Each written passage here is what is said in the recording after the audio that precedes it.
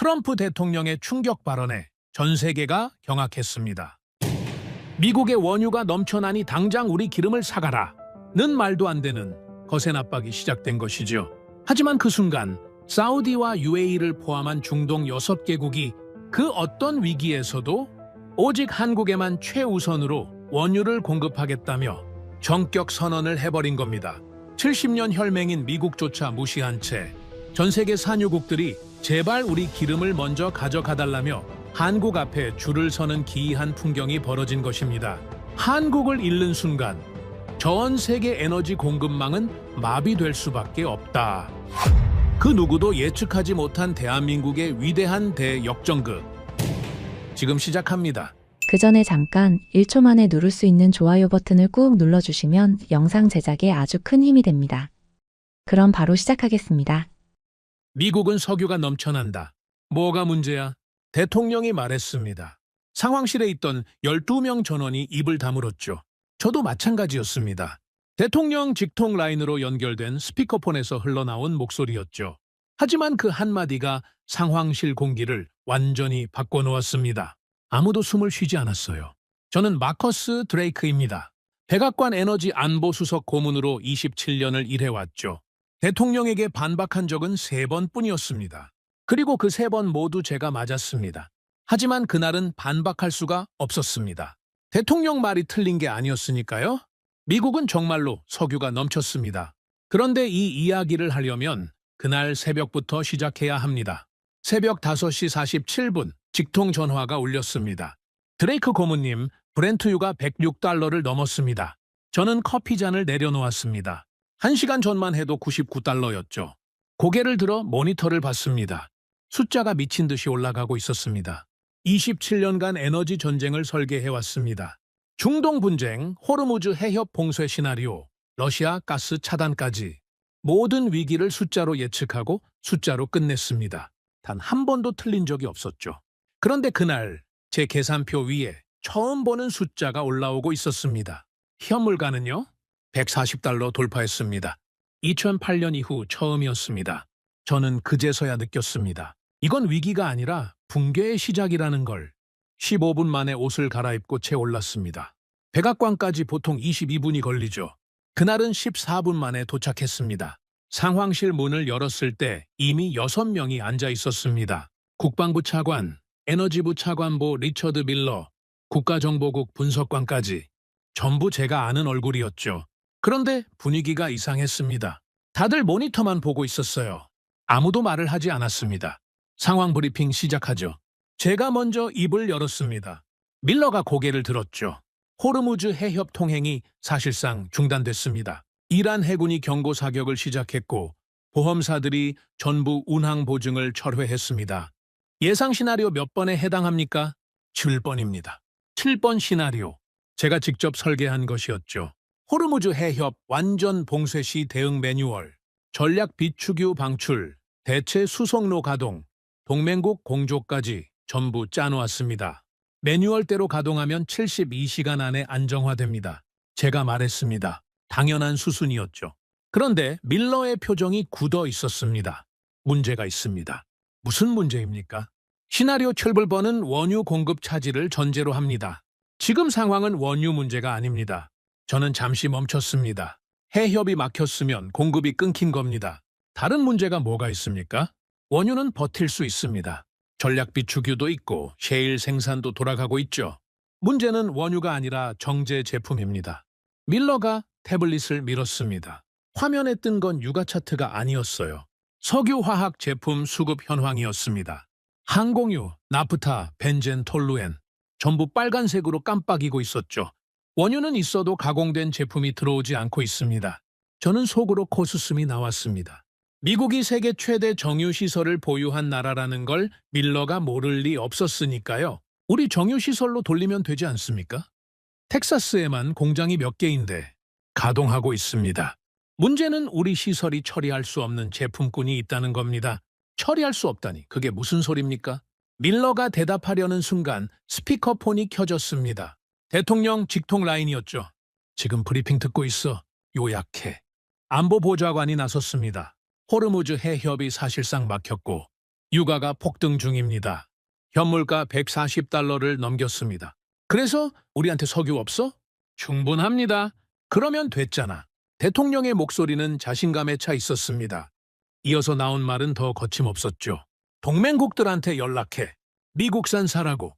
특히 자원도 없으면서 이것저것 요구만 많은 나라들 있잖아. 이참에 제대로 정리하자고. 스피커폰 너머로 종이 넘기는 소리가 들렸습니다. 한국, 일본, 대만 이런 나라들 말이야. 자기네 땅에서 석유 한 방울 안 나오면서 뭘 믿고 저렇게 버티는 건지 모르겠어. 에너지가 없으면 우리한테 와야지. 이번에 확실히 각 잡아. 상황실에 있던 몇 명이 고개를 끄덕였습니다. 솔직히 말하면 저도 동의하는 부분이 있었어요. 에너지 안보라는 건 결국 자원을 가진 쪽이 유리한 게임이니까요. 자원이 없는 나라는 결국 있는 나라에 기댈 수밖에 없습니다. 이건 제가 27년간 봐온 현실이었죠. 나토도 마찬가지야. 미국 없으면 에너지 안보고 뭐고 없어. 이참에 분담금 이야기도 다시 꺼내. 대통령의 지시가 끝나고 라인이 끊어졌습니다. 상황실은 잠시 조용해졌죠. 그런데 이상한 일이 벌어졌습니다. 대통령 발언이 외부에 전해진 뒤 시장이 반응해야 했습니다. 보통은 대통령이 공급 자신감을 보이면 유가가 내려가죠. 투자자들이 안심하니까요. 그날은 달랐습니다. 유가가 꿈쩍도 하지 않았어요. 오히려 올라갔습니다. 드레이크 고문님, 발언 이후 브렌트유가 추가로 $2 상승했습니다. 보좌관이 조용히 보고했습니다. 108달러. 숫자가 멈추질 않았죠. 동맹국 반응도 확인했습니다. 아무것도 없었습니다. 성명도 없고 전화도 없었어요. 완전한 침묵이었죠. 세계 최강 대국의 대통령이 직접 나섰는데 시장도 동맹도 아무도 반응하지 않은 겁니다. 저는 그날 시장이 대통령을 무시하는 걸 처음 봤습니다. 27년간 이 자리를 지키면서 한 번도 겪어보지 못한 일이었죠. 힘은 분명히 있었습니다. 석유도 있었고 군사력도 있었고 달러도 있었습니다. 그런데 그 힘이 통하지 않았어요. 회의가 끝난 뒤 저는 사무실로 돌아왔습니다. 밀러가 아까 하려던 말이 계속 머릿속에 걸려 있었죠. 처리할 수 없는 제품군이 있다. 대체 무슨 뜻이었습니까? 책상 위에 밀러가 보낸 추가 보고서가 놓여 있었습니다. 서부 지역 항공유 수급 현황이었죠. 캘리포니아를 중심으로 공급 차질이 시작되고 있다는 내용이었습니다. 펼쳐봤습니다. 숫자들을 하나씩 따라가다가 멈췄죠. 보고서 중간에 같은 단어가 반복되고 있었습니다. 수입처, 공급원, 정제국, 기술 파트너. 항목은 전부 달랐지만 가리키는 곳은 하나였습니다. 한국. 저는 그 단어를 보고 잠시 멈췄습니다. 솔직히 말하면 의아했습니다. 불과 1시간 전 대통령이 뭐라고 했습니까? 자원도 없으면서 뭘 믿고 버티냐고 했죠. 저도 속으로 동의했었습니다. 그런데 지금 그 나라 이름이 미국의 공급망 보고서 한가운데 박혀 있었습니다. 문제는 석유가 아니었습니다. 문제는 그 석유를 공장이 쓸 수 있는 형태로 바꾸는 과정이었습니다. 그리고 그 과정의 중심에 우리가 무시했던 한 나라가 있었습니다. 저는 보고서를 덮고 창밖을 봤습니다. 워싱턴의 밤은 조용했습니다. 하지만 제 머릿속은 조용하지 않았죠. 이건 우리가 아는 위기가 아니었습니다. 힘이 통하지 않는 위기, 석유가 넘치는데 시장이 무너지는 위기, 그리고 그 한가운데 제가 한 번도 계산에 넣지 않았던 이름이 있었습니다. 한국. 그 이름은 낯설었지만 보고서 위에서 계속 반복되고 있었습니다. 다음 날 아침, 저는 일부러 평소보다 일찍 출근했습니다. 전날 밤 보고서에서 본 그 단어가 계속 머릿속에 남아 있었거든요. 한국. 하지만 솔직히 말하면 그때까지도 심각하게 받아들이지 않았습니다. 왜냐고요? 미국이니까요. 이걸 이해하려면 셰일 혁명이 우리에게 어떤 의미였는지를 아셔야 합니다. 2010년대 초반, 미국은 완전히 달라졌습니다. 셰일 가스, 셰일 오일이 쏟아져 나오기 시작하면서 에너지 판도가 뒤집어졌죠. 수십 년간 중동 눈치를 봐야 했던 나라가 갑자기 세계 최대 산유국이 된 겁니다. 하루 생산량 1,300만 배럴, 사우디아라비아보다 많았습니다. 러시아보다도 많았죠. 그때부터 백악관 안에서는 이런 말이 돌았습니다. 이제 우리는 누구에게도 에너지를 구걸할 필요가 없다. 저도 그렇게 믿었습니다. 아니, 믿은 정도가 아니라 확신했죠. 제가 직접 데이터를 분석해서 보고서를 올렸으니까요. 에너지 자립, 이 두 글자가 미국 전체를 지배하고 있었습니다. 그래서 전날 대통령이 그렇게 말한 거였어요. 자원도 없으면서 뭘 믿고 버티냐고. 틀린 말이 아니었습니다. 적어도 그때까지는요. 사무실에 도착해서 컴퓨터를 켰습니다. 밤새 들어온 보고서가 12건이었죠. 육아 동향, 해협 상황, 동맹국 반응 전부 훑어봤습니다. 대부분 예상 범위 아니었어요. 그런데 한 건이 눈에 걸렸습니다. 에너지부 서부지역 담당관이 보낸 긴급 보고였죠. 제목이 이랬습니다. 캘리포니아 항공유 공급 차질 현황. 열어봤습니다. 서부지역 주요 공항 항공유 재고가 72시간 분량 이하로 떨어졌습니다. 일부 국제선 감축 검토 중입니다. 저는 잠시 멈췄습니다. 72시간이라니? 보통 공항 항공유 재고는 최소 2주 분량을 유지합니다. 그게 3일치로 줄었다는 건 보충이 안 되고 있다는 뜻이었죠. 하지만 저는 아직 심각하게 생각하지 않았습니다. 해협이 막혔으니 일시적인 차질이겠거니 했어요. 대체 수송로가 가동되면 금방 해결될 문제라고 봤죠. 오전 10시 정례 브리핑이 시작됐습니다. 밀러가 화면을 띄웠죠. 어제 보고드린 정제 제품 수급 문제, 추가 분석 결과 나왔습니다. 말해보세요. 서부 지역 항공유 수입 구조를 분석했습니다. 결론부터 말씀드리면 캘리포니아 공항에 들어가는 항공유의 85%가 한 나라에서 옵니다. 어딥니까? 한국입니다. 회의실이 잠깐 조용해졌습니다. 옆에 앉아있던 국방부 차관 해리슨이 먼저 입을 열었죠. 85%? 한 나라에서? 그게 말이 됩니까? 데이터가 그렇습니다. 데이터가 틀린 것 아닙니까? 한국이 석유가 나는 나라도 아닌데. 해리슨의 반응은 당연했습니다. 저도 같은 생각이었으니까요. 한국은 석유가 한 방울도 나지 않는 나라입니다. 그런 나라가 미국에 항공유를 공급한다? 그것도 85%를 상식적으로 말이 안 되는 숫자였죠. 밀러, 확인 한 번 더 해보세요. 아마 집계 오류일 겁니다. 제가 말했습니다. 밀러는 고개를 끄덕였지만 표정이 좋지 않았어요. 이미 2번 확인했습니다. 그래도 다시 해보세요. 85%라는 숫자는 받아들이기 어렵습니다. 회의가 끝나고 저는 직접 데이터를 뒤지기 시작했습니다. 밀러의 숫자가 틀렸다는 걸 증명하고 싶었거든요. 에너지정보청 자료를 꺼내고 관세청 수입 기록을 대조하고 정유사별 출하 데이터까지 전부 끌어모았습니다. 2시간을 매달렸죠. 결과는 같았습니다. 서부 지역 항공유 수입의 85%, 한국 그리고 미국 전체로 범위를 넓혀봤더니 전체 항공유 수입의 71%가 한국에서 오고 있었습니다. 저는 모니터 앞에서 한참을 앉아 있었습니다. 27년간 데이터를 다뤄온 사람입니다. 숫자가 틀리지 않는 한 내 판단도 틀리지 않는다. 이게 제 원칙이었죠. 그런데 그날 저는 처음으로 데이터를 의심했습니다. 이건 현실과 맞지 않는 숫자였으니까요. 아니, 정확히 말하면 제가 믿어왔던 현실과 맞지 않았던 겁니다. 오후 3시 밀러가 사무실로 찾아왔습니다. 드레이크 고문님, 추가 자료 가져왔습니다. 또 뭡니까? 항공유만 문제가 아닙니다. 밀러가 서류를 펼쳤습니다. 나프타, 벤젠, 자일렌, 톨루엔, 석유화학 핵심 제품 목록이었죠. 각 항목 옆에 수입 비중이 적혀 있었습니다. 나프타 수입 중 한국산 비중 38%, 벤젠 46%, 톨루엔 57%. 숫자를 하나씩 읽어 내려갈수록 저는 의자 등바디에 깊이 기대 앉았습니다. 이게 전부 한국입니까? 그렇습니다. 밀러, 솔직히 말해보세요. 이 데이터를 당신은 믿습니까? 밀러가 저를 똑바로 쳐다봤습니다. 저도 처음엔 못 믿었습니다. 그래서 3번을 확인한 겁니다. 3번 다 같은 결과였죠. 저는 자리에서 일어나 창가로 갔습니다. 머릿속이 복잡했습니다. 어제 대통령이 한 말이 계속 맴돌았죠. 자원도 없으면서 뭘 믿고 버티냐고. 저도 속으로 동의했었습니다. 그런데 지금 이 숫자들이 말하고 있는 건 완전히 다른 이야기였어요. 자원이 없는 그 나라가 자원이 넘치는 우리나라의 공급망 한가운데 박혀 있었다는 겁니다. 밀러, 한 가지만 묻겠습니다. 말씀하세요. 한국은 원유가 한 방울도 안 나오는 나라 아닙니까? 맞습니다. 그런데 어떻게 우리한테 정제 제품을 이만큼 공급합니까? 원유가 없으면 정제도 못하는 것 아닙니까? 밀러가 잠시 뜸을 들였습니다. 그게 핵심입니다.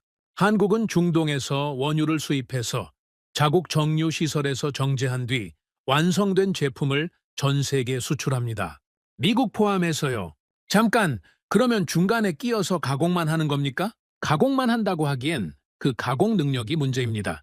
한국 정유 시설은 중진류를 고부가가치 제품으로 전환하는 기술에서 세계 최고 수준입니다. 미국 정유시설은 경진류 중심이라 중진류 처리 능력이 제한적이죠. 쉽게 말해보세요. 쉽게 말하면 우리는 원유는 뽑을 수 있지만 그걸 비행기 연료로 만드는 건 잘 못한다는 뜻입니다. 한국은 그걸 해주고 있었던 거죠. 저는 그 자리에 서서 한참을 아무 말도 하지 못했습니다. 미국은 세계 최대 산유국입니다. 하루에 1,300만 배럴을 뽑아냅니다. 전략 비축유만 해도 수억 배럴이 있죠. 셰일 혁명 이후로 우리는 에너지 자립을 달성했다고 자부해왔습니다. 그런데 그 석유를 비행기 연료로, 공장 원료로, 화학 제품으로 바꾸는 과정에서 우리는 완전하지 않았던 겁니다. 원유를 가진 것과 에너지를 완성하는 것은 전혀 다른 문제였습니다. 그 간극을 메우고 있었던 게 한국이었습니다. 저녁이 되자 안보보좌관실에서 연락이 왔습니다. 안보보좌관 직속 부보좌관 제임스 윌콕스였죠. 제 바로 윗선입니다. 국가안보회의 내에서 에너지 안보 이슈가 올라가려면 반드시 윌콕스를 거쳐야 했습니다. 드레이크, 오늘 서부 항공유 보고 봤어. 상황이 어떤가? 좋지 않습니다. 72시간 분량 이하로 떨어졌고 보충 속도가 수요를 못 따라가고 있습니다. 원유 돌리면 안 돼? 그게 생각보다 단순하지 않습니다. 오늘 추가 분석을 했는데 보고 드릴 사항이 있습니다.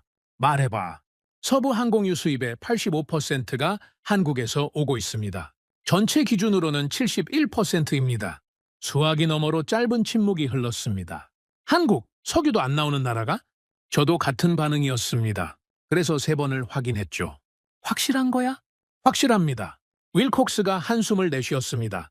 드레이크, 어제 대통령이 뭐라고 했는지 기억하지? 자원 없는 나라들 정리하라고 했어.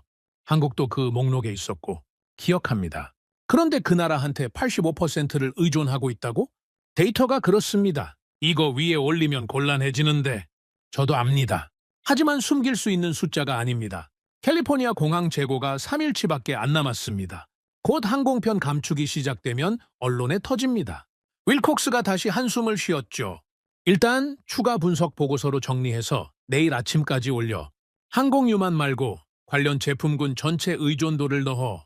내가 보좌관님께 직접 브리핑할 테니까. 알겠습니다. 전화를 끊고 저는 책상 앞에 다시 앉았습니다. 보고서를 쓰기 시작했죠. 그런데 키보드 위에 올린 손이 움직이지 않았습니다. 뭐라고 써야 합니까? 미국은 한국에 의존하고 있습니다. 라고요? 27년간 에너지 자립을 설계해온 사람이 자원도 없는 나라에 우리가 기대고 있었다고 보고서를 올린다고요? 윌콕스의 말이 맞았습니다. 이 숫자가 위로 올라가면 곤란해집니다. 어제 대통령이 직접 정리하라고 했던 나라 목록에 한국이 있었으니까요. 하지만 데이터는 거짓말을 하지 않았습니다. 저는 한 글자 한 글자 보고서를 써 내려갔습니다. 손이 무거웠죠. 27년 만에 처음으로 제 보고서가 두려웠습니다. 밤 11시 사무실 불을 끄지 못한 채 모니터를 봤습니다. 85%, 71%, 46%, 57% 숫자들이 화면 위에서 저를 노려보고 있었습니다. 우리는 부족할 수 없는 나라라고 믿었습니다. 석유가 넘치고 기술이 있고 군사력이 있으니까요. 그런데 그 믿음 아래 아무도 들여다보지 않았던 균열이 있었습니다. 데이터는 저를 배신하지 않았습니다. 처음부터 정확했어요. 틀린 건 데이터가 아니라 저였습니다. 그리고 그 균열의 이름은 한국이었습니다. 그날 밤 완성한 보고서를 새벽 6시에 윌콕스에게 보냈습니다. 제목은 이렇게 달았죠. 서부 지역 정제 제품 수급 구조 및 외부 의존도 분석. 27년간 수백 건의 보고서를 올렸지만 보내기 버튼을 누르는데 이렇게 오래 걸린 건 처음이었습니다. 30분 만에 윌콕스에게서 전화가 왔습니다. 드레이크, 이 보고서 방금 읽었어. 의견 주세요. 항공유 의존도 숫자는 어제 들어서 알고 있었는데 석유화학 제품군까지 이 정도일 줄은 몰랐어. 저도 몰랐습니다. 벤젠 46%, 톨루엔 57%. 이거 사실이면 항공유보다 더 심각한 거 아닌가? 그렇습니다. 벤젠은 플라스틱, 합성수지, 의약품 원료에 들어갑니다. 톨루엔은 도료, 접착제, 폭약 원료까지 쓰이죠. 군수 물자에도 직결됩니다. 윌콕스가 잠시 말을 멈췄습니다. 군수 물자까지? 그렇습니다. 톨루엔 없이는 일부 군수 화학 제품 생산이 불가능합니다. 이건 에너지 문제가 아니라 안보 문제잖아. 그래서 보고 드린 겁니다. 윌콕스가 깊은 한숨을 쉬었죠. 보좌관님께 올릴게. 근데 드레이크, 솔직히 말해봐. 이게 일시적인 거야, 구조적인 거야? 저는 대답하기 전에 잠시 생각했습니다. 사실 그 질문이 핵심이었거든요. 일시적인 문제라면 해협만 풀리면 됩니다. 하지만 구조적인 문제라면 해협과 상관없이 우리는 이미 취약한 상태였다는 뜻이죠. 아직 단정하기 이릅니다. 추가 분석이 필요합니다. 그래, 빨리 해. 시간 없어. 전화를 끊고 저는 바로 밀러에게 연락했습니다. 밀러, 오늘 할 일이 생겼습니다. 말씀하세요. 항공유, 나프타, 벤젠, 톨루엔. 이건 어제까지 확인한 겁니다. 오늘은 범위를 넓혀야 합니다. 석유화학 전체 제품군에 대해서 한국 의존도를 전수조사하세요. 전수조사요? 제품군이 수십 개입니다. 압니다. 그래도 해야 합니다. 윗선에서 이게 일시적인 건지 구조적인 건지 묻고 있어요. 답을 내려면 전체 그림이 필요합니다. 밀러가 알겠다고 하고 끊었습니다. 저도 가만히 있을 수 없었죠.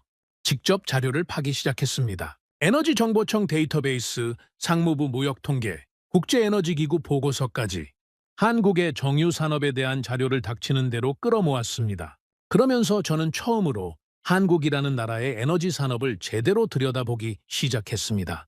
놀라운 사실이 하나씩 드러났죠. 한국의 정유 능력은 하루 약 330만 배럴이었습니다. 이 숫자만 보면 미국의 4분의 1도 안 되죠. 미국이 하루 1,800만 배럴을 처리하니까요.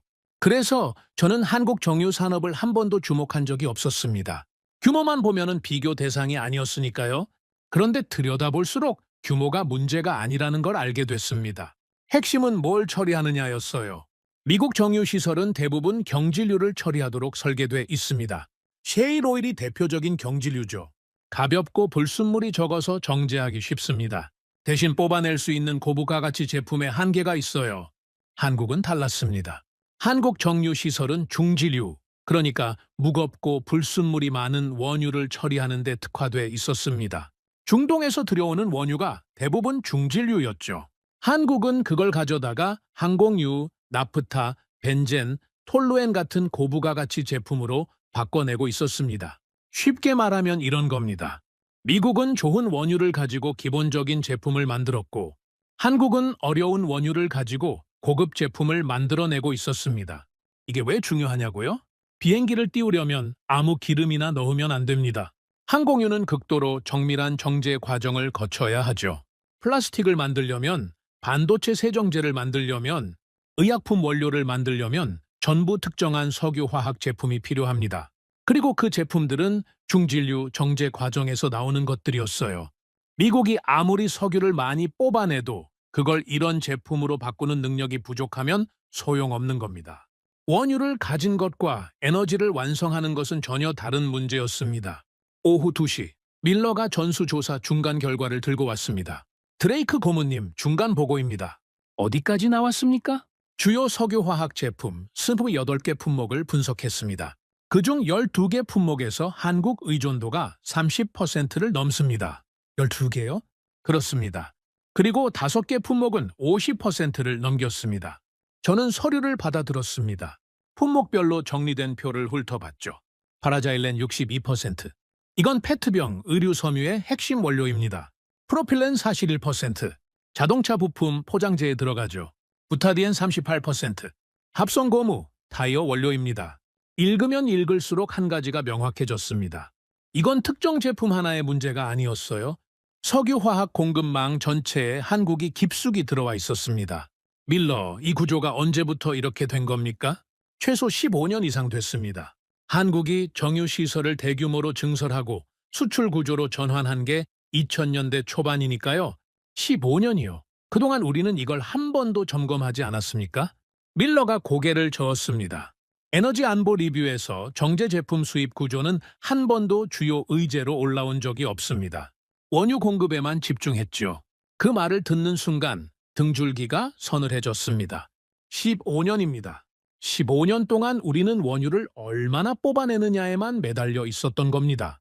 생산량 기록을 갈아치울 때마다 자축했고 에너지 자립을 선언하며 축배를 들었죠. 그런데 그 석유가 최종 제품이 되는 과정은 아무도 들여다보지 않았습니다. 그 빈자리를 한국이 채우고 있었어요. 조용히 15년 동안. 밀러, 한 가지만 더 확인합시다. 한국 정유시설을 대체할 수 있는 곳이 있습니까? 찾아봤습니다. 인도, 싱가포르, 중국 정유시설이 후보인데 한국만큼의 중지류 전환 효율을 가진 곳은 없습니다. 특히 고순도 항공유와 고부가 석유화학 제품을 동시에 대량 생산할 수 있는 통합시설은 한국이 유일합니다. 유일하다고요? 그렇습니다. 단순히 정유만 하는 게 아닙니다.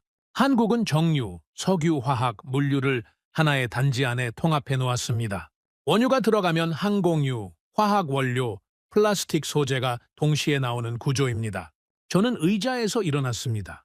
가만히 앉아 있을 수가 없었어요. 그게 무슨 뜻입니까? 공장 하나가 전부 다 한다는 겁니까? 공장 하나가 아닙니다. 울산, 여수, 대산 이 세 곳에 세계 최대급 석유화학 복합 단지가 있습니다. 이 세 단지가 연결되어 하나의 시스템으로 돌아갑니다. 밀러가 지도를 펼쳤습니다. 한반도 남동쪽 해안을 따라 점 3개가 찍혀 있었죠. 이 단지들의 연간 처리 능력을 합치면 웬만한 산유국 정유 능력을 넘어섭니다. 그리고 이 시설들은 항구와 직접 연결돼 있어서 생산 즉시 수출이 가능합니다. 그래서 세계 각국으로 바로 보낼 수 있는 겁니까? 그렇습니다. 미국, 일본, 동남아, 유럽까지. 주문이 들어오면 48시간 안에 선적이 시작됩니다. 저는 창가에 서서 생각을 정리하려고 했습니다. 하지만 정리가 되지 않았어요. 이건 단순한 수출이 문제가 아니었습니다. 한국은 원유를 사다가 그걸 세상이 필요로 하는 모든 형태로 바꿔서 공급하는 시스템을 만들어 놓은 겁니다. 정유, 화학, 물류가 하나로 묶인 거대한 변환 장치. 석유가 아닌 나라가 석유 산업의 핵심을 쥐고 있었습니다. 이건 거래가 아니었습니다. 구조였어요. 우리는 석유를 생산했지만 완성하지 못하고 있었습니다. 한국은 석유가 없었지만 우리가 완성하지 못하는 것을 완성하고 있었습니다. 오후 5시 윌콕스에게 중간 보고를 올렸습니다. 드레이크, 아까 내가 물었던 거 있잖아. 일시적이야, 구조적이야? 구조적입니다. 확실해? 15년 이상 쌓인 구조입니다.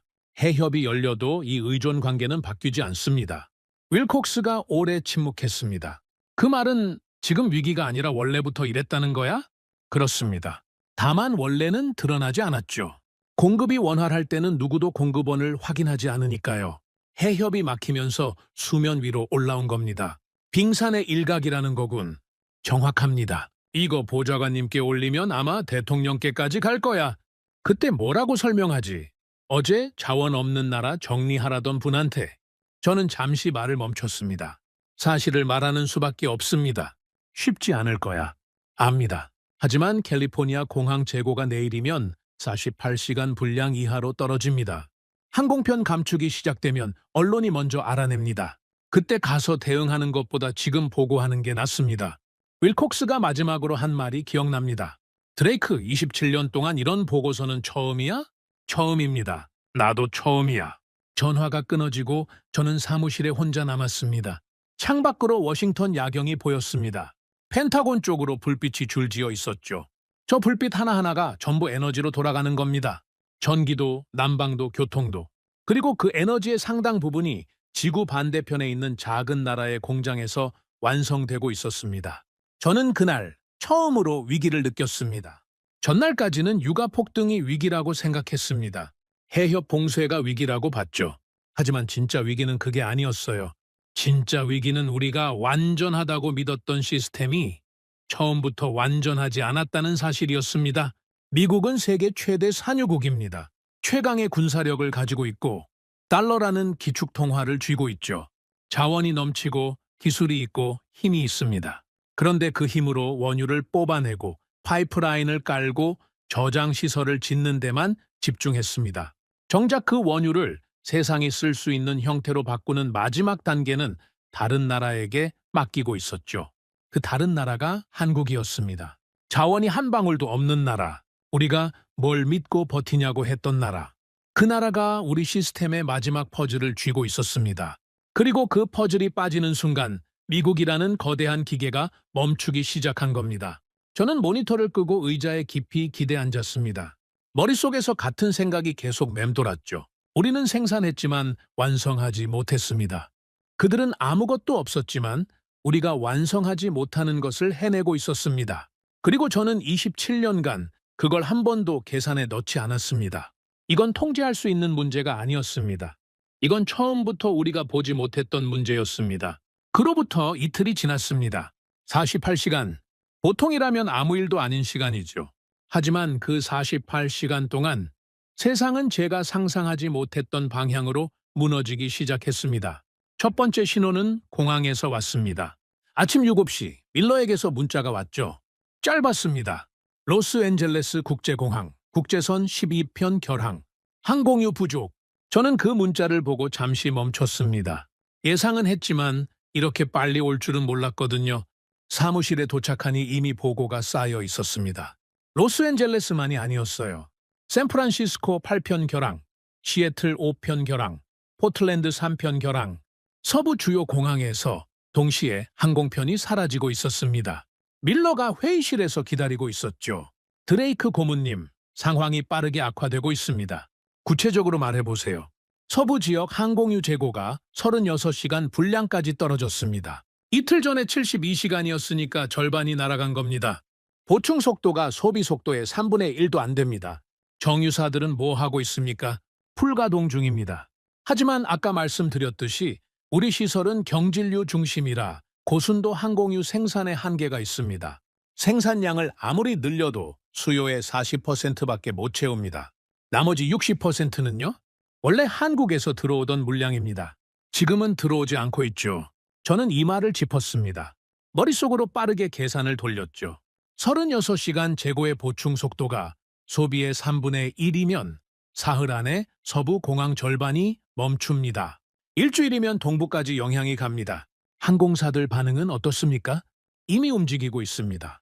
유나이티드가 서부발 아시아 노선 전체를 감축 검토 중이고 델타는 국내선 일부를 통합 운항하겠다고 발표했습니다. 아메리칸 에어라인은 아직 공식 입장이 없지만 내부적으로 비상 계획을 가동했다는 정보가 있습니다. 승객들은요, 공항 현장이 난립니다. 결항 안내판 앞에 사람들이 몰려있고 대체편 예약이 폭주하고 있죠. 동부 출발편으로 우회하려는 수요가 쏠리면서 동부 공항도 포화 상태입니다. 비행기가 멈추기 시작했습니다. 이건 보고서 속 숫자가 아니었어요.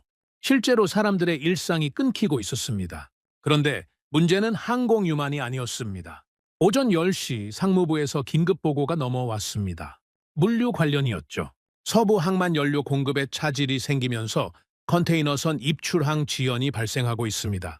로스앤젤레스 항, 롱비치 항 기준으로 평균 지연 시간이 18시간을 넘겼습니다. 밀러가 설명을 이었습니다. 컨테이너선이 밀리면 하역이 밀립니다. 하역이 밀리면 트럭 배차가 밀리죠. 트럭 배차가 밀리면 물류 창고에 물건이 안 들어옵니다. 그래서 지금 물건이 안 움직인다는 겁니까? 안 움직이는 게 아니라 느려지고 있습니다. 하지만 이게 이틀만 더 지속되면 체감이 시작됩니다. 어떤 체감입니까? 마트 진열대가 비기 시작합니다. 저는 잠깐 말을 잃었습니다. 마트 진열대. 그건 일반 시민들이 바로 눈으로 보는 겁니다. 유가가 $10 오르는 건 뉴스에서 보고 넘길 수 있지만 동네 마트에 물건이 없으면 패닉이 시작되죠. 배송비는 어떻습니까? 이미 폭등하고 있습니다. 주요 택배 업체들이 연료 할증을 붙이기 시작했습니다. 서부 지역 기준 배송비가 30% 이상 올랐고 일부 업체는 배송 자체를 지연시키고 있죠. 글로벌 기업들은요? 아마존이 서부 지역 당일 배송을 중단했습니다. 월마트는 물류센터 운영 시간을 조정하고 있고 코스트코는 일부 품목의 구매 수량 제한을 걸었습니다. 아마존이 당일 배송을 중단했다. 이 한 문장이 가진 무게를 아시겠습니까? 미국인들에게 아마존 당일 배송은 수돗물이나 전기처럼 당연한 겁니다. 그게 멈췄다는 건 일상의 기반이 흔들리기 시작했다는 뜻이었죠. 오전 11시 윌콕스에게서 전화가 왔습니다. 드레이크, 지금 뉴스 봤어? 아직 못 봤습니다. 켜봐. 지금 모니터를 켰습니다. 케이블 뉴스 세 채널이 전부 같은 화면을 보여주고 있었죠. 로스앤젤레스 공항 결항 안내판, 줄지어 선 승객들, 그리고 하단 자막, 서부 공항 항공유 부족 사태, 국제선 대규모 결항. 언론에 터졌어. 아직 원인 분석은 안 나왔지만 시간 문제야. 알겠습니다. 보좌관님이 오늘 오후에 브리핑 요청하셨어. 에너지부, 국방부, 상무부 합동이야. 자료 준비해. 전화를 끊고 저는 바로 자료 정리에 들어갔습니다. 그런데 자료를 정리하면서 점점 더 불안해지는 게 있었어요. 이건 미국만의 문제가 아니었다는 겁니다. 오후 1시 국제에너지기구에서 긴급 보고서가 날아왔습니다. 전 세계 석유화학 제품 수급 현황이었죠. 읽어보니까 등줄기가 서늘해졌습니다. 일본 항공유 수입의 67%가 한국산이었습니다.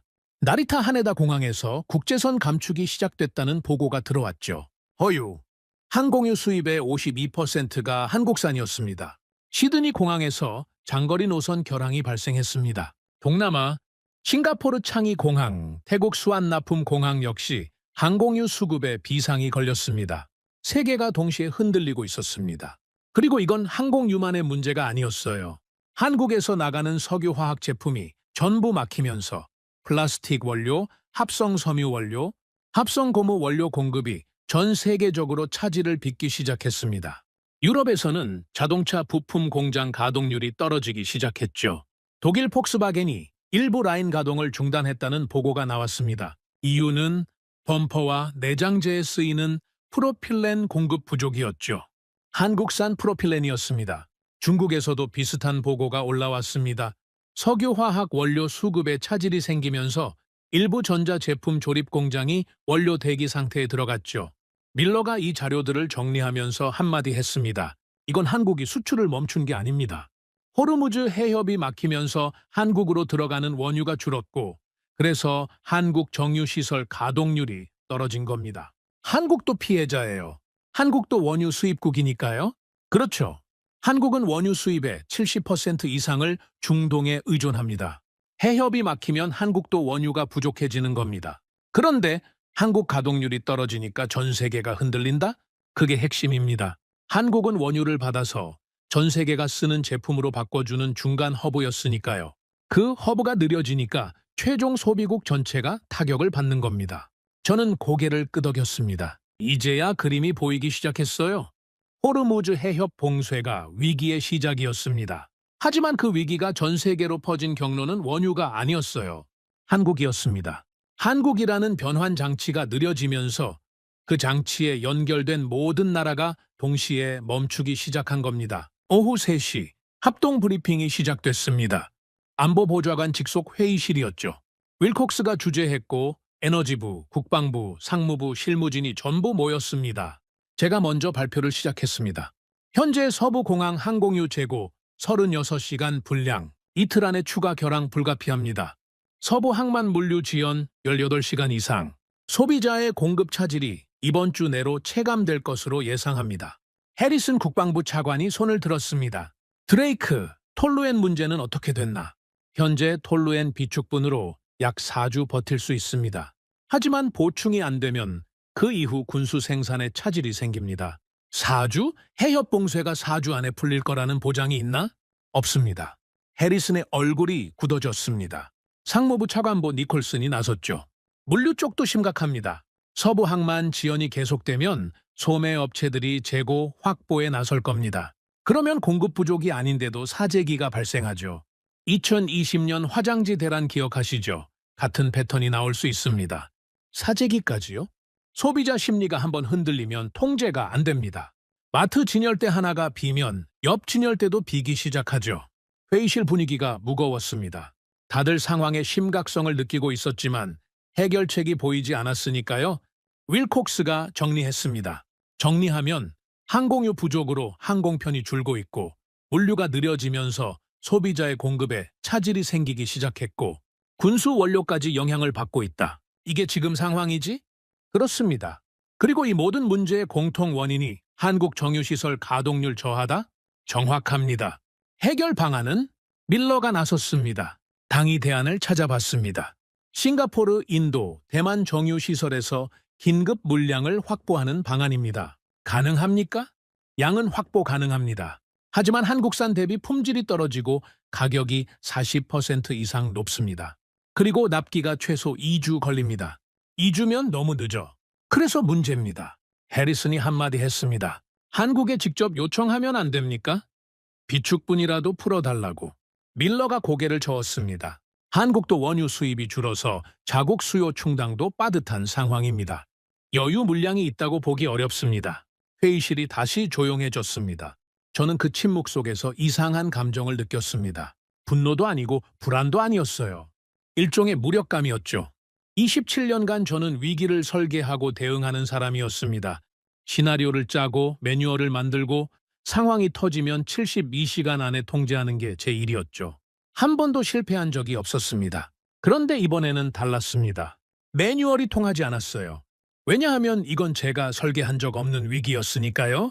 제 시나리오에는 원유 공급 차질만 있었습니다. 정제 제품 의존 구조는 한 번도 넣어본 적이 없었죠. 한국이라는 변수를 한 번도 계산에 넣지 않았으니까요.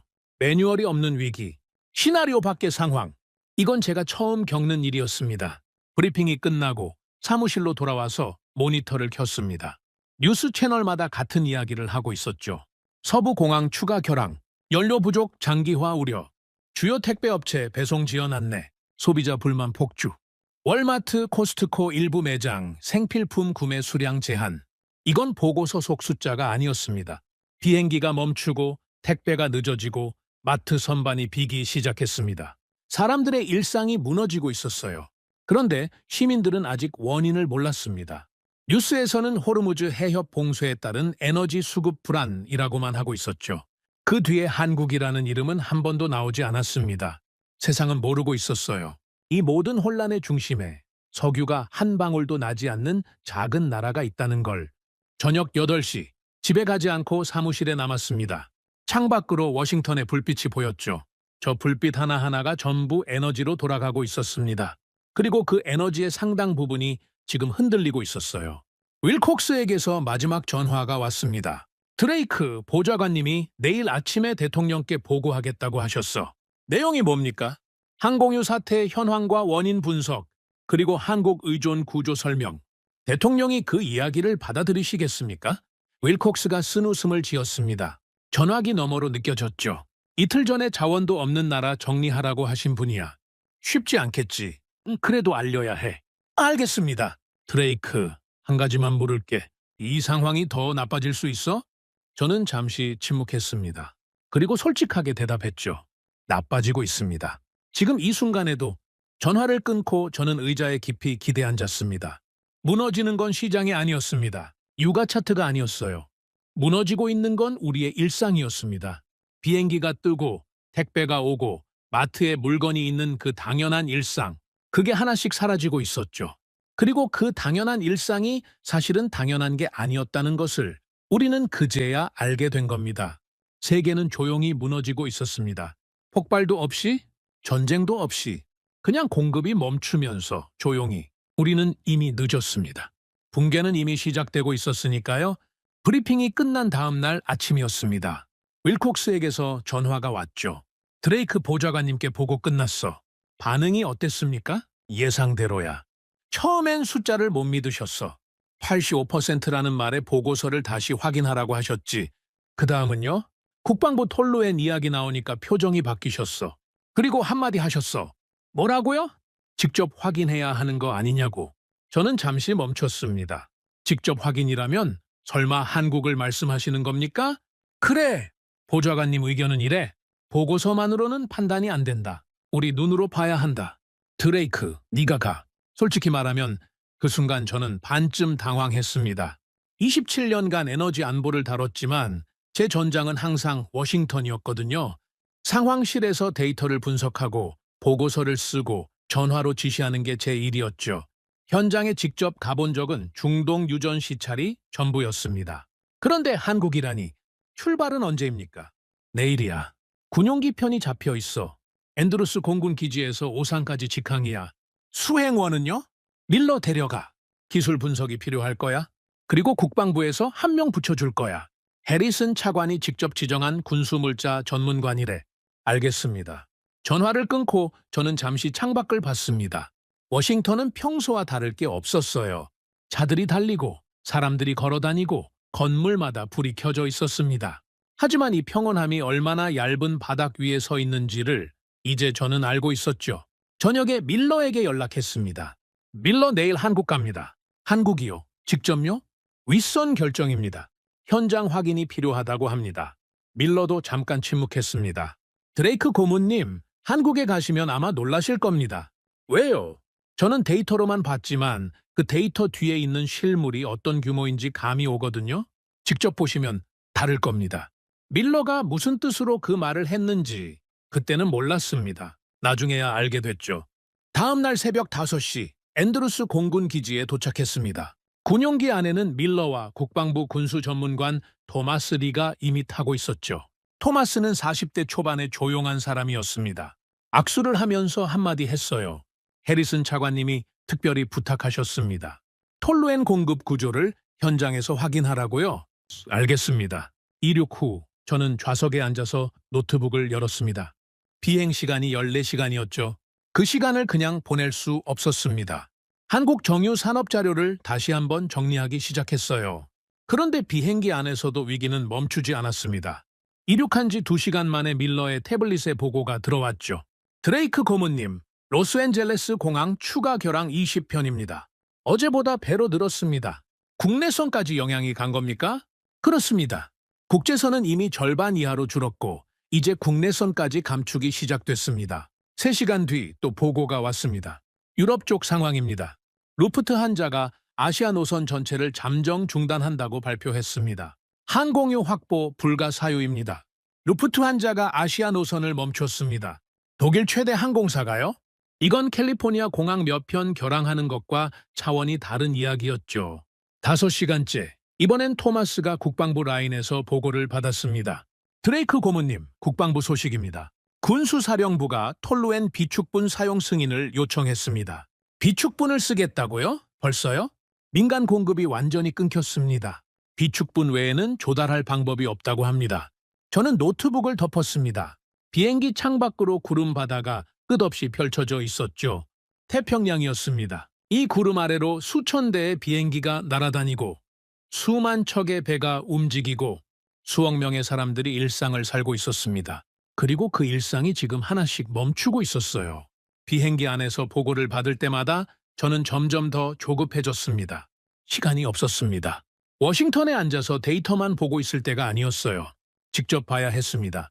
이 모든 것의 중심에 있는 그곳을 14시간 뒤 군용기가 오산 공군 기지에 착륙했습니다. 한국 시간으로 오후 3시였죠. 기지에서 차량이 대기하고 있었습니다. 한국산업통상자원부에서 배차한 차량이라고 했어요. 우리를 울산으로 데려갈 예정이었습니다. 차에 오르자마자 밀러가 태블릿을 열었습니다. 울산까지 약 4시간입니다. 도착하면 SK에너지 울산 콤플렉스로 직행합니다. 한국 쪽 협조는 됐습니까? 산업통상자원부에서 현장 방문을 허가했습니다. 안내 인력도 배치돼 있다고 합니다. 차가 기지를 빠져나와 고속도로에 올랐습니다. 저는 창밖을 봤죠. 처음 본 한국 풍경이었습니다. 산이 많았어요. 도로 양쪽으로 산들이 겹겹이 이어져 있었죠. 그 사이사이에 도시가 있었습니다. 건물들이 빼곡했고 도로는 깨끗했고 차들이 질서정연하게 움직이고 있었습니다. 솔직히 말하면 첫인상은 작다였습니다. 미국에서 4시간을 달리면 주 하나를 횡단하기도 어려운데 여기서는 나라의 상당 부분을 가로지를 수 있었으니까요. 이 작은 땅에서 세계 공급망의 핵심을 쥐고 있다고 아직은 실감이 나지 않았습니다. 4시간 뒤 해가 지기 시작할 무렵이었습니다. 울산에 가까워지면서 풍경이 바뀌기 시작했죠. 처음에는 멀리서 불빛이 보였습니다. 도시 불빛인가 했어요. 그런데 가까이 갈수록 그게 도시가 아니라는 걸 알게 됐습니다. 굴뚝이었습니다. 수십 개의 굴뚝에서 불꽃이 피어오르고 있었어요. 파이프라인이 거미줄처럼 연결돼 있었고 저장 탱크가 줄줄이 늘어서 있었습니다. 야간 조명이 시설 전체를 비추고 있었죠. 마치 도시 하나가 통째로 빛나고 있는 것 같았습니다. 저게 울산 콤플렉스입니까? 밀러에게 물었습니다. 네, 저게 SK에너지 울산 단지입니다. 세계 3번째 규모의 단일 정유시설이죠. 저는 말을 잃었습니다. 데이터로는 알고 있었습니다. 일일 처리 능력, 생산 품목, 수출 규모. 숫자는 전부 머릿속에 있었죠. 하지만 숫자와 실물은 전혀 달랐습니다. 이건 공장이 아니었습니다. 차가 단지 정문을 통과했습니다. 안쪽으로 들어갈수록 규모가 더 확실해졌죠. 도로 양쪽으로 거대한 증류탑이 솟아 있었고 파이프라인이 사방으로 뻗어 있었습니다. 탱크로리가 줄지어 움직이고 있었고 어디선가 기계 돌아가는 소리가 끊이지 않았어요. 그리고 무엇보다 놀라운 건 이 모든 게 밤에도 멈추지 않고 돌아가고 있다는 거였습니다. 24시간 쉬지 않고 안내를 맡은 한국 측 담당자가 채서 내리며 인사했습니다. 이름은 박정호였죠. 산업통상자원부 에너지산업과 과장이었습니다. 40 초반쯤 돼 보이는 단정한 인상의 사람이었어요. 오셨습니까? 먼 길 오시느라 수고 많으셨습니다. 감사합니다. 시간이 없어서 바로 시설 확인을 하고 싶습니다. 알겠습니다. 안전장비 착용하시고 따라오시죠. 헬멧과 안전조끼를 받아 입고 걸었습니다. 단지 안쪽으로 들어갈수록 열기가 느껴졌습니다. 기계가 돌아가면서 뿜어내는 열이었죠. 겨울이었는데도 이마에 땀이 맺혔습니다. 중앙통제실에 들어갔습니다. 벽면 전체가 모니터였어요. 수백 개의 수치가 실시간으로 움직이고 있었죠. 온도, 압력, 유량, 품질 지표 전부 자동으로 관리되고 있었습니다. 이 통제실 하나에서 단지 전체를 관리합니까? 박정호가 고개를 끄덕였습니다. 그렇습니다. 원유 입하부터 정제, 분리, 화학 공정, 최종 제품 출하까지 전 과정이 이 시스템 하나로 연결돼 있습니다. 밀러가 모니터를 유심히 보며 물었죠. 실시간 품질 관리가 전 공정에 걸쳐 있는 겁니까? 네. 품질 편차가 발생하면 자동으로 공정이 조정됩니다. 사람이 개입하기 전에 시스템이 먼저 반응하는 구조입니다.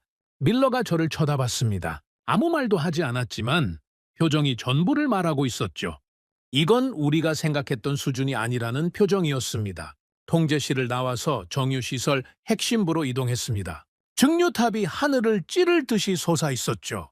꼭대기에서 불꽃이 타오르고 있었습니다. 저 증류탑 높이가 얼마나 됩니까? 가장 큰 것이 90m입니다. 90m. 30층 건물 높이였죠. 그게 한 줄에 10개씩 여러 줄로 늘어서 있었습니다.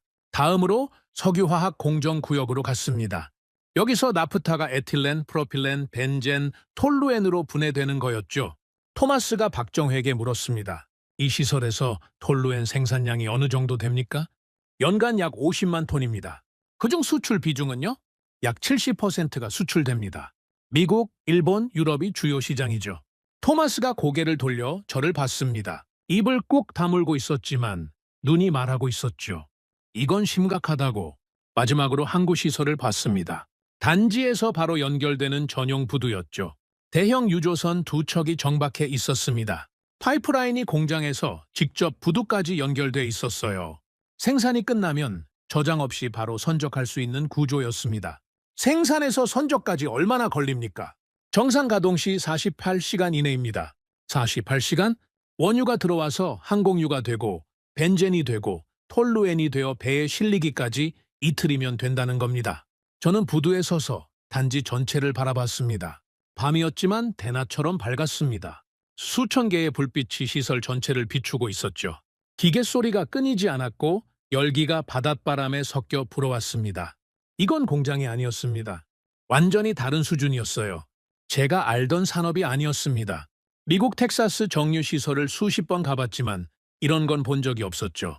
정유, 화학, 물류가 하나의 동선 안에서 멈추지 않고 돌아가는 시스템. 원유가 들어가면 세상이 필요로 하는 모든 형태의 제품이 쏟아져 나오는 거대한 변환 장치. 그리고 이게 울산 하나였습니다. 여수와 대산에도 비슷한 규모의 단지가 있었죠. 밀러가 옆에 와서 조용히 말했습니다. 드레이크 고문님, 이제 아시겠습니까? 뭘 말입니까? 데이터로 85%라고 보고 드렸을 때 고문님은 숫자가 틀렸다고 하셨죠. 여기 직접 오시니까 어떻습니까? 저는 대답하지 않았습니다. 대답할 수 없었어요. 85%가 아니라 100%를 의존해도 이상하지 않을 시설이었습니다. 이 규모, 이 정밀도, 이 속도를 가진 곳이 세계 어디에 있습니까? 저는 27년간 에너지 산업을 봐왔지만 이런 시스템은 처음이었습니다. 토마스도 조용히 한마디 했죠. 이건 공장이 아니라 요새 같습니다. 요새. 그 표현이 이상하게 정확했습니다. 저는 부두 끝에 서서 바다를 봤습니다. 검은 바다 위로 유조선 불빛이 반짝이고 있었죠. 저 배들이 여기서 실은 제품을 세계 각지로 나르고 있었습니다. 미국으로, 일본으로, 유럽으로. 그리고 머릿속에 하나의 질문이 떠올랐습니다. 왜 이렇게까지 했습니까? 석유가 한 방울도 안 나오는 나라가 왜 이런 시설을 만들었습니까? 원유를 사다가 가공해서 수출하는 것만으로는 설명이 안 되는 규모였습니다. 이건 수익을 위한 투자가 아니었어요. 뭔가 다른 이유가 있었습니다. 나는 처음으로 그 질문을 던졌습니다. 왜 이 나라는 이렇게까지 만들었습니까? 그 답은 다음 날 아침에 듣게 됩니다. 다음 날 아침, 눈을 떴을 때 처음 든 생각은 어젯밤이 꿈이었나 하는 거였습니다. 호텔 창문 너머로 울산 시내가 보였죠. 평범한 도시였습니다. 아파트가 줄지어 있고 차들이 달리고 사람들이 출근하고 있었어요. 그런데 고개를 돌리니까 보였습니다. 도시 끝자락에 걸쳐 있는 거대한 불빛 덩어리. 어젯밤에 본 그 단지가 아침에도 여전히 돌아가고 있었죠. 밤새 한순간도 멈추지 않았던 겁니다. 아침 8시, 로비에서 밀러와 토마스를 만났습니다. 박정호 과장도 이미 와 있었죠. 오늘 일정은 어떻게 됩니까? 오전에 석유화학 공정 심층 견학이 잡혀 있습니다. 어제는 전체 구조를 보셨고, 오늘은 핵심 공정을 더 자세히 보시게 됩니다. 그리고 현장 엔지니어와의 면담도 준비되어 있습니다. 엔지니어 면담이요? 네. 이 단지를 30년 넘게 운영해온 수석 엔지니어입니다. 초기 설계부터 참여한 분이죠. 차를 타고 단지로 향했습니다. 어젯밤에는 어둠 속에서 불빛으로만 봤던 시설이 낮에 보니까 또 달랐습니다. 규모가 더 확실하게 눈에 들어왔어요. 증류탑들이 하늘을 찌르고 파이프라인이 지평선까지 이어져 있었습니다. 끝이 보이지 않았죠. 오전 일정은 석유화학 핵심 공정 견학이었습니다. 나프타 크래커, 그러니까 나프타를 분해해서 에틸렌, 프로필렌, 벤젠, 톨루엔을 만들어내는 시설이었죠. 현장 담당자가 설명을 이어갔습니다. 이 크래커 한 기의 연간 처리 능력이 150만 톤입니다. 이 단지에 이런 크래커가 4기 있습니다. 밀러가 계산기를 두드렸습니다. 연간 600만 톤이면 이 단지 하나가 동남아 전체 나프타 크래커 용량과 맞먹는 수준인데요. 그렇습니다. 토마스가 톨루엔 생산 라인을 유심히 봤습니다. 거대한 반응기가 줄지어 있었고 파이프라인을 통해 제품이 자동으로 저장 탱크로 이동하고 있었죠. 이 라인에서 나온 톨루엔이 직접 수출됩니까? 네. 품질 검사를 거쳐서 바로 부두로 넘어갑니다. 중간 저장 기간이 거의 없습니다. 품질 편차는 어떻게 관리합니까? 전 공정 실시간 모니터링입니다. 편차가 기준치를 넘으면 라인이 자동 정지됩니다. 토마스가 고개를 저었습니다. 감탄이 아니라 믿기 어렵다는 표정이었죠. 견학이 끝나고 단지 내 회의실로 이동했습니다. 엔지니어 면담 시간이었죠. 회의실 문을 열고 들어갔을 때 한 사람이 서 있었습니다. 예순이 넘어 보이는 남자였어요. 머리가 반백이었고 손이 컸습니다. 작업복 위에 안전조끼를 걸치고 있었죠. 이름은 김태수. 이 단지의 수석 엔지니어였습니다. 박정호가 소개를 해줬습니다. 김태수 수석 엔지니어님입니다. 1987년에 이 단지에 입사하셔서 37년째 근무하고 계십니다. 초기 증설 공사부터 참여하신 분이죠. 37년.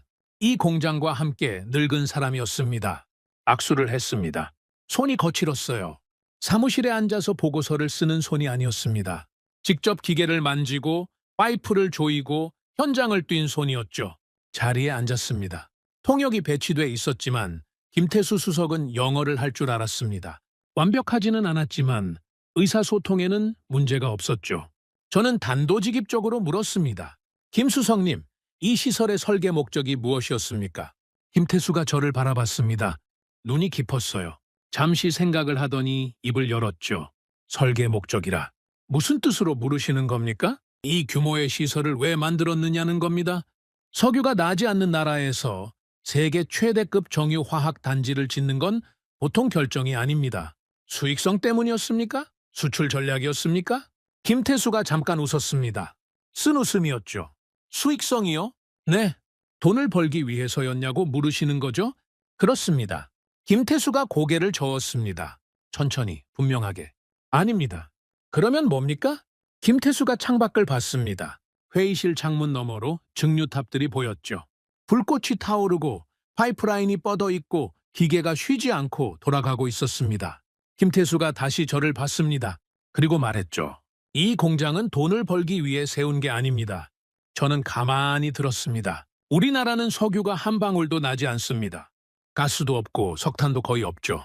에너지 자원이 전혀 없는 나라입니다. 그게 무슨 뜻인지 아십니까? 에너지를 수입해야 한다는 뜻 아닙니까? 그것만이 아닙니다. 자원이 없다는 건 다른 나라가 마음만 먹으면 우리를 멈출 수 있다는 뜻입니다. 석유를 안 팔면 우리 공장이 멈추고 가스를 안 보내면 우리 난방이 꺼지죠. 우리는 항상 그 공포 속에서 살아왔습니다. 김태수의 목소리가 낮아졌습니다. 하지만 오히려 더 무겁게 들렸죠.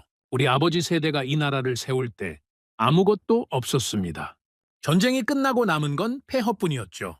먹을 것도 없었고 입을 것도 없었고 뗄감도 없었습니다. 다른 나라에서 원조를 받아야 겨우 살았습니다. 저는 듣고만 있었습니다. 그 세대가 결심한 겁니다. 다시는 이렇게 살지 않겠다고. 다시는 남의 손에 우리 운명을 맡기지 않겠다고. 자원이 없으면 기술을 만들자. 기술로 자원을 이길 수 있는 구조를 만들자. 그래서 이 공장을 세운 겁니다. 김태수가 창밖에 증류탑을 가리켰습니다. 저 시설 하나하나가 전부 그 결심의 결과입니다. 원유가 없으니까 남의 원유를 가져다가 세상에서 가장 정밀하게 가공해서 되파는 구조를 만든 겁니다. 그것도 아무도 대체할 수 없을 만큼 잘해서 강대국들이 우리 기술 없이는 단 하루도 비행기를 띄우지 못하게 만든 겁니다. 저는 숨을 쉬는 것도 잊었습니다. 이 공장은 수출 기지가 아닙니다. 무역 도구가 아닙니다. 이건 우리 부모 세대가 두 번 다시 남의 손에 운명을 맡기지 않겠다고 피땀 흘려 세운 생존 요새입니다. 회의실이 완전히 고요해졌습니다. 통역도 멈춰 있었고 밀러도 토마스도 아무 말이 없었습니다. 박정호 과장이 조용히 고개를 숙이고 있었죠. 저는 그 자리에서 말을 잃었습니다. 27년간 에너지 전쟁을 설계해 왔습니다. 자원이 곧 힘이라고 믿었죠. 석유를 가진 나라가 이기고 군사력을 가진 나라가 지배한다고 확신했습니다. 제 아버지도 군인이었고 냉전 시대를 거치면서 강한 나라만이 살아남는다는 가치관을 물려받았죠. 그런데 지금 이 사람이 하는 말은 완전히 다른 이야기였습니다. 강해서 만든 게 아니었습니다. 살아남기 위해서 만든 거였어요. 자원이 있어서가 아니었습니다. 자원이 없었기 때문에 만든 겁니다. 선택이 있어서가 아니었습니다. 선택이 없었기 때문에 이렇게까지 한 거였습니다. 그리고 그 결과물이 지금 미국의 비행기를 띄우고 유럽의 공장을 돌리고 전 세계 물류를 움직이고 있었습니다. 저는 김태수를 바라봤습니다. 37년간 이 공장을 지켜온 사람, 거친 손으로 기계를 만져온 사람, 이 사람의 아버지 세대가 폐허 위에서 결심했고 이 사람의 세대가 그 결심을 실현했습니다.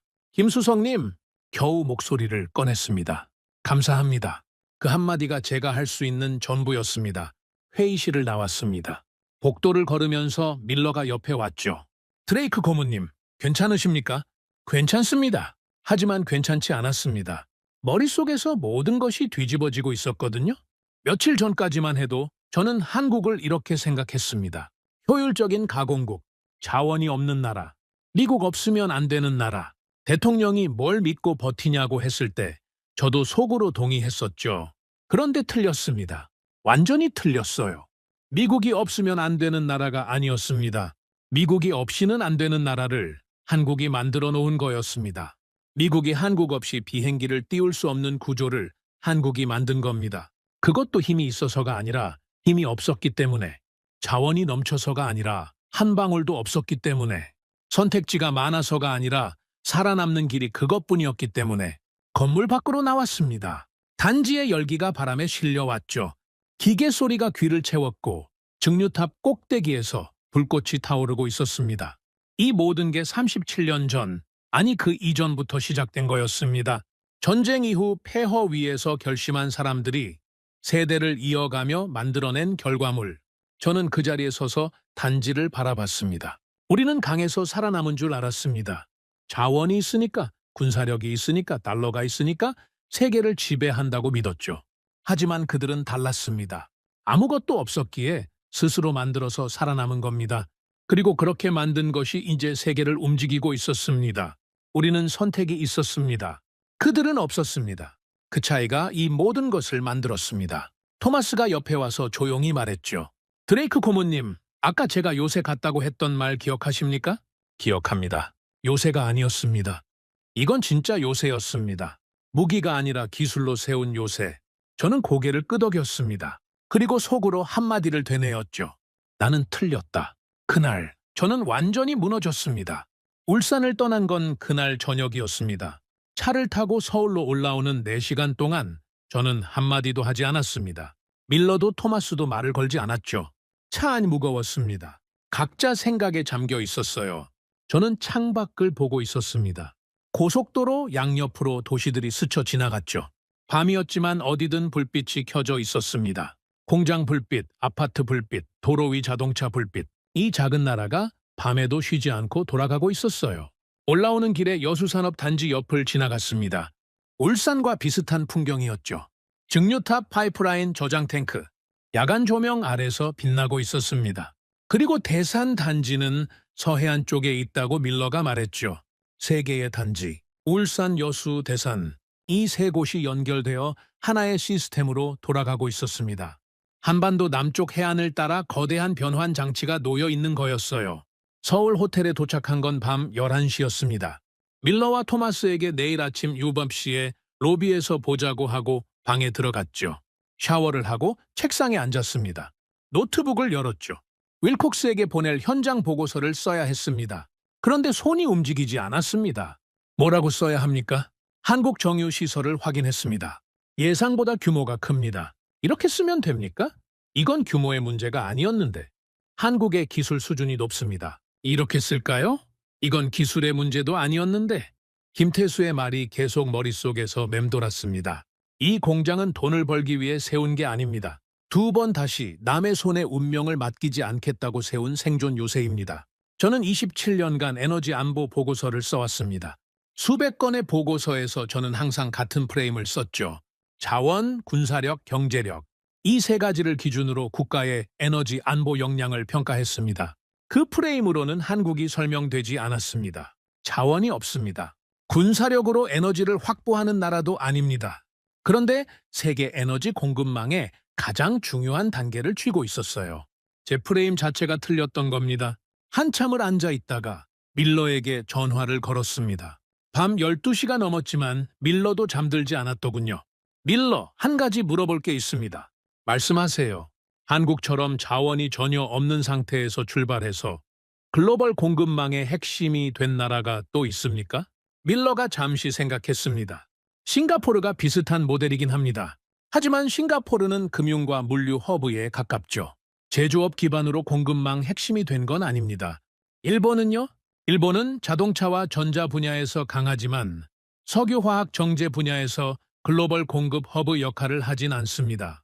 오히려 일본도 한국에서 정제 제품을 수입하는 쪽이죠. 독일은 제조업 강국이지만 에너지 자원이 아예 없는 건 아닙니다. 석탄도 있었고 러시아 가스 파이프라인도 있었죠. 그리고 독일 제조업의 핵심은 기계와 자동차이지 에너지 변환이 아닙니다. 저는 잠시 침묵했습니다. 그러면 한국이 유일합니까? 밀러가 분명하게 대답했죠. 제가 아는 한 유일합니다. 에너지 자원이 전무한 상태에서 출발해서 제조업만으로 글로벌 에너지 공급망의 핵심 노드가 된 나라는 역사상 한국이 유일합니다. 전화를 끊고 저는 다시 노트북 앞에 앉았습니다. 유일하다. 역사상 유일한 사례. 이 사실이 가진 무게를 아시겠습니까? 저는 27년간 에너지 역사를 분석해왔습니다. 사우디가 석유로 부국이 된 것, 러시아가 가스로 유럽을 압박한 것, 미국이 셰일 혁명으로 에너지 독립을 이룬 것, 전부 자원을 기반으로 한 이야기였죠. 한국은 자원이 없었습니다. 제로였어요. 그런데 기술과 시스템만으로 자원을 가진 나라들보다 더 중요한 위치를 차지한 겁니다. 원유를 뽑아내는 것보다 원유를 바꾸는 것이 더 핵심적이라는 걸 증명해버린 거죠. 이건 산업의 문제가 아니었습니다. 이건 국가 전략의 문제였어요. 아니, 전략이라는 말로도 부족합니다. 이건 하나의 국가가 생존을 위해 자기 자신을 재설계한 사례였습니다. 새벽 2시, 저는 보고서를 쓰기 시작했습니다. 이번에는 손이 멈추지 않았죠. 제목은 이렇게 달았습니다. 미국 에너지 공급망 구조적 취약성 및 한국 의존도 평가 보고서. 첫 문장은 이렇게 시작했습니다. 미국은 세계 최대 원유 생산국이지만 에너지 완성 과정에서 구조적 취약성을 보유하고 있다. 이 취약성의 핵심은 한국에 대한 정제 제품 의존이다. 이 문장을 쓰는데 3분이 걸렸습니다. 27년 만에 처음으로 쓰는 단어가 2개 있었거든요. 취약성과 의존. 보고서를 이어갔습니다.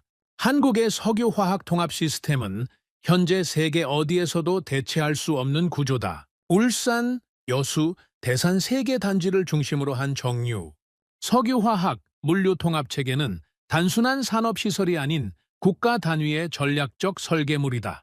다음 단락을 쓸 때 저는 잠시 멈췄습니다. 그리고 김태수의 말을 떠올렸죠. 그의 말을 그대로 쓸 수는 없었지만 그 말이 담고 있던 본질은 넣어야 했습니다. 한국의 에너지 산업은 수익 극대화를 목적으로 발전한 것이 아니다. 에너지 자원이 전무한 국가가 생존을 위해 선택한 전략적 결정의 산물이다. 이 점에서 한국의 모델은 기존 에너지 안보 분석 프레임으로는 설명되지 않는 특이 사례다. 특이 사례. 이 단어를 쓰면서 저는 자조적인 웃음이 나왔습니다. 27년간 전 세계 에너지 구조를 분석해온 사람이 가장 중요한 변수를 한 번도 계산에 넣지 않았으니까요. 보고서의 핵심 결론은 3가지였습니다. 첫째, 미국의 에너지 자립은 불완전하다.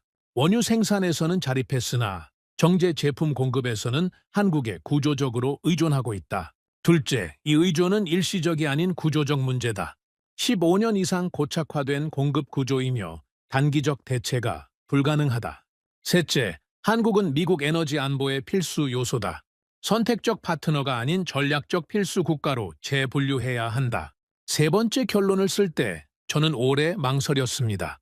필수라는 단어를 쓰는 게 두려웠거든요. 미국이 다른 나라를 필수라고 인정하는 건 의존을 인정하는 것이니까요. 그리고 의존을 인정하는 건 우리가 완전하지 않다는 걸 인정하는 것이었죠. 하지만 사실이었습니다. 부정할 수 없었어요. 저는 마지막 문장을 썼습니다.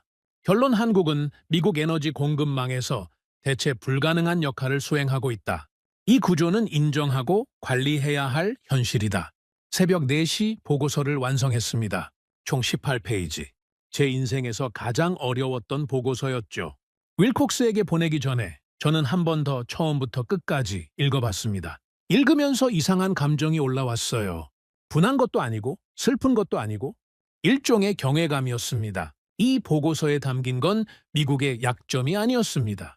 한국이라는 나라의 본질이었어요. 아무것도 없는 상태에서 출발해서 세상에서 가장 중요한 것을 만들어낸 나라. 자원이 아니라 기술로, 군사력이 아니라 시스템으로, 힘이 아니라 의지로 강대국의 정의가 바뀌고 있었습니다. 저는 평생 강대국을 자원과 군사력으로 정의해왔습니다. 석유가 있으면 강하고 군대가 있으면 지배한다고 믿었죠. 미국이 세계의 중심인 이유도 그 2가지 때문이라고 확신했습니다. 하지만 이번에 제가 본 건 완전히 다른 종류의 힘이었습니다. 자원을 소유하는 힘이 아니라 자원을 변환하는 힘. 군사력으로 위협하는 힘이 아니라 시스템으로 세계를 연결하는 힘. 한국이 가진 건 그런 힘이었어요. 그리고 그 힘은 어디서 왔습니까? 풍요에서 온 게 아닙니다. 결핍에서 왔습니다. 아무것도 없었기 때문에 모든 것을 만들어야 했던 겁니다. 선택지가 없었기 때문에 스스로 선택지를 만든 거였죠. 우리는 생산했습니다. 그들은 완성했습니다. 우리는 자원을 가졌습니다. 그들은 구조를 만들었습니다. 자원이 아니라 구조가 세계를 지배하고 있었습니다. 강대국의 기준은 이미 바뀌어 있었습니다. 저만 몰랐던 겁니다. 아침 휴업 시 로비에서 밀러와 토마스를 만났습니다. 보고서 완성했습니다. 윌콕스 부보좌관님께 발송했어요. 밀러가 고개를 끄덕였죠. 어떻게 쓰셨습니까? 사실대로 썼습니다. 미국은 한국에 의존하고 있고 그 구조는 대체 불가능하다고. 토마스가 조용히 물었습니다. 위에서 받아들이겠습니까? 받아들여야 합니다. 사실이니까요. 30분 뒤 윌콕스에게서 전화가 왔습니다. 드레이크 보고서 읽었어? 의견 주세요. 윌콕스가 잠시 침묵했습니다. 그리고 말했죠. 이건 네가 27년 동안 쓴 보고서 중에 가장 무거운 거야. 알고 있지? 압니다. 보좌관님께 올릴게. 그리고 아마 대통령 보고까지 갈 거야. 각오하고 있습니다. 드레이크, 한 가지만 물을게. 한국에 직접 가보니까 어땠어? 저는 잠시 생각했습니다. 그리고 솔직하게 대답했지요. 제가 틀렸습니다. 뭐가? 전부 다요? 한국에 대해서, 에너지 자립에 대해서, 강대국이라는 개념에 대해서 전부 다 틀렸습니다. 윌콕스가 한숨을 쉬었습니다. 그 말이 보고서보다 더 무겁네. 전화를 끊고 저는 호텔 창밖을 봤습니다. 서울이었죠. 높은 건물들이 빼곡하고 도로 위에 차들이 쉬지 않고 달리고 있었습니다. 평범한 도시 풍경이었어요. 하지만 저는 이제 알고 있었습니다. 이 평범해 보이는 나라의 해안가에 세계를 움직이는 시스템이 밤낮 없이 돌아가고 있다는 걸, 그리고 그 시스템이 멈추면 미국의 비행기가 멈추고 유럽의 공장이 멈추고 전 세계의 일상이 멈춘다는 걸, 나는 보고서에 처음으로 그 단어를 썼습니다. 의존. 그리고 그 단어 옆에 또 하나를 붙였죠. 필수. 한국은 필수였습니다. 인정하기 어려웠지만 사실이었습니다. 귀국 비행기는 다음 날 오후였습니다. 마지막 밤이었죠. 서울에서 하루를 더 묵을 수도 있었지만 저는 울산으로 다시 내려갔습니다. 밀러가 의아해했죠. 다시 울산이요? 추가 조사가 필요합니까? 아닙니다. 조사는 끝났습니다. 그러면 왜 가시는 겁니까? 저는 대답하지 않았습니다. 솔직히 말하면 저도 왜 가는지 정확히 몰랐거든요. 다만 한 가지는 확실했습니다. 떠나기 전에 한 번 더 봐야 한다는 것. 보고서를 쓴 사람으로서가 아니라 한 사람으로서 그곳을 다시 봐야 한다는 느낌이었죠. 밀러와 토마스에게는 서울에 남아있으라고 했습니다. 혼자 차를 잡아 타고 고속도로에 올랐죠. 4시간이 걸렸습니다. 해가 지기 시작할 무렵 울산에 도착했습니다. 박정호 과장에게 미리 연락해 두었습니다. 무리한 부탁이었지만 그는 흔쾌히 허락해줬죠. 단지 외곽 전망 구역까지는 안내해 드릴 수 있습니다. 저녁 7시 단지 외곽 언덕에 도착했습니다. 차에서 내리자마자 바람이 불었습니다. 겨울 바닷바람이었죠. 차갑고 날카로웠습니다. 그런데 그 바람 속에 따뜻한 게 섞여 있었어요. 단지에서 올라오는 열기였습니다. 그리고 눈앞에 펼쳐진 광경을 봤습니다. 말을 잃었습니다. 처음 왔을 때도 놀랐었죠. 하지만 그때는 밤에 도착해서 부분적으로만 봤습니다. 지금은 달랐어요. 해가 완전히 지면서 단지 전체가 모습을 드러냈습니다. 끝이 보이지 않았습니다. 증류탑들이 하늘을 찌르고 있었고 꼭대기마다 불꽃이 타오르고 있었습니다. 수천 개의 조명이 시설 전체를 비추고 있었죠. 파이프라인이 거미줄처럼 연결돼서 마치 거대한 혈관처럼 단지 전체를 관통하고 있었습니다. 소리가 들렸습니다. 기계가 돌아가는 소리, 증기가 빠져나가는 소리, 펌프가 쉬지 않고 작동하는 소리. 그 소리들이 합쳐져서 하나의 거대한 심장 박동처럼 울리고 있었습니다. 이건 멈추지 않는다. 밤에도 새벽에도 주말에도 37년간, 아니 그 이전부터 이 시설은 단 한순간도 멈추지 않았습니다. 박정호가 옆에 조용히 서 있었습니다. 저는 한참을 말없이 바라봤습니다. 그러다가 물었죠. 박 과장님, 네. 이 단지가 처음 세워질 때 여기가 어떤 곳이었습니까? 박정호가 잠시 생각했습니다. 제가 직접 본 건 아니지만 기록은 봤습니다. 아무것도 없었다고 합니다. 갯벌이었죠. 바닷가 허허벌판이었습니다. 허허벌판이요? 네. 1960년대 이 지역은 가난한 어촌이었습니다. 논밭과 갯벌뿐이었죠. 도로도 변변치 않았고 전기도 제대로 안 들어오는 곳이었습니다. 저는 지금 눈앞에 펼쳐진 광경과 그 이야기를 겹쳐봤습니다. 갯벌 위에 이걸 세웠다는 겁니까? 이 부지를 조성할 때 동원된 인원이 얼마나 됩니까? 초기 조성 당시 수만 명이 투입됐다고 합니다. 대부분 인근 농촌과 도시에서 온 노동자들이었죠. 장비도 부족했고 기술도 부족했습니다. 선진국에서 들여온 설계도를 보면서 처음 해보는 공사를 했던 겁니다. 처음 해보는 공사를요? 한국은 정유시설을 지어본 적이 없었으니까요. 설계도를 읽을 줄 아는 사람도 부족했습니다. 그런데도 지었습니다. 저는 바람을 맞으며 서 있었습니다. 지금 이 자리에 60년 전에는 갯벌이 있었습니다. 그 갯벌 위에 설계도도 제대로 읽을 줄 모르는 사람들이 와서 삽을 들고 모래를 퍼내고 기초를 놓았습니다. 왜요? 석유가 나서요? 아닙니다. 돈이 많아서요? 아닙니다. 기술이 있어서요? 그것도 아닙니다. 살아남아야 했으니까요? 김태수 수석의 말이 다시 떠올랐습니다. 우리 아버지 세대가 이 나라를 세울 때 아무것도 없었습니다. 전쟁이 끝나고 남은 건 폐허뿐이었죠. 폐허. 저는 그 단어의 무게를 그제서야 느꼈습니다. 미국은 전쟁의 폐허를 겪어본 적이 없습니다. 본토가 폭격당한 적이 없죠. 우리에게 전쟁은 항상 바다 건너 이야기였습니다. 하지만 한국은 달랐어요. 이 땅 위에서 전쟁이 벌어졌고 모든 것이 부서졌고 아무것도 남지 않았습니다. 그 상태에서 시작한 겁니다. 갯벌 위에 공장을 세우고 남의 원유를 가져다가 가공하는 기술을 배우고 세대를 이어가며 시설을 키우고 마침내 세계 어디에서도 대체할 수 없는 시스템을 만들어냈습니다. 이건 산업이 아니었습니다. 의지였어요. 돈이 아니라 생존이었습니다. 시스템이 아니라 유산이었죠.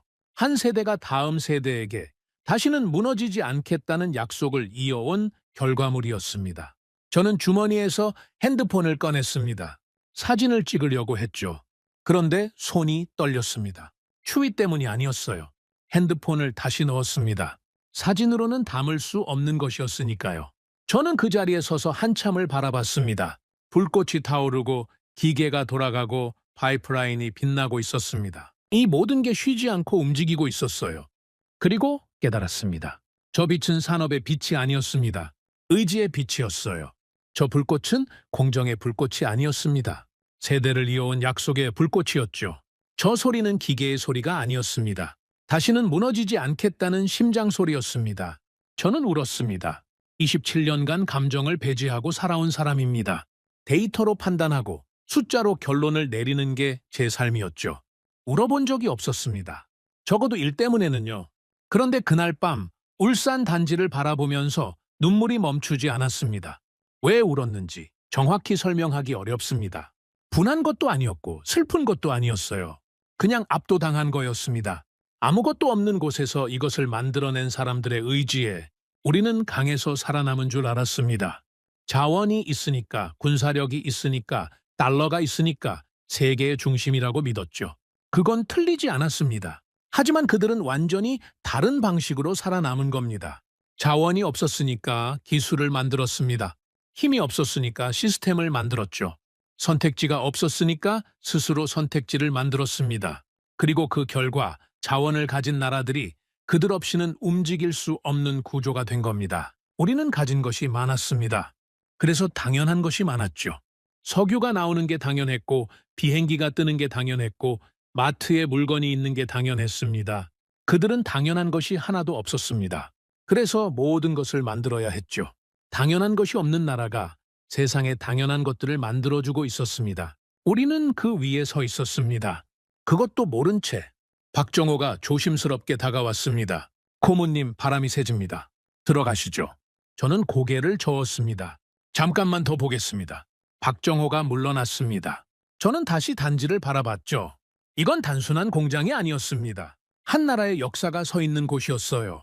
전쟁의 폐허 위에서 일어선 세대가 다음 세대에게 또 다음 세대에게 이어온 약속이 이 철골과 파이프 속에 들어 있었습니다. 2번 다시 무너지지 않겠다. 2번 다시 남의 손에 운명을 맡기지 않겠다.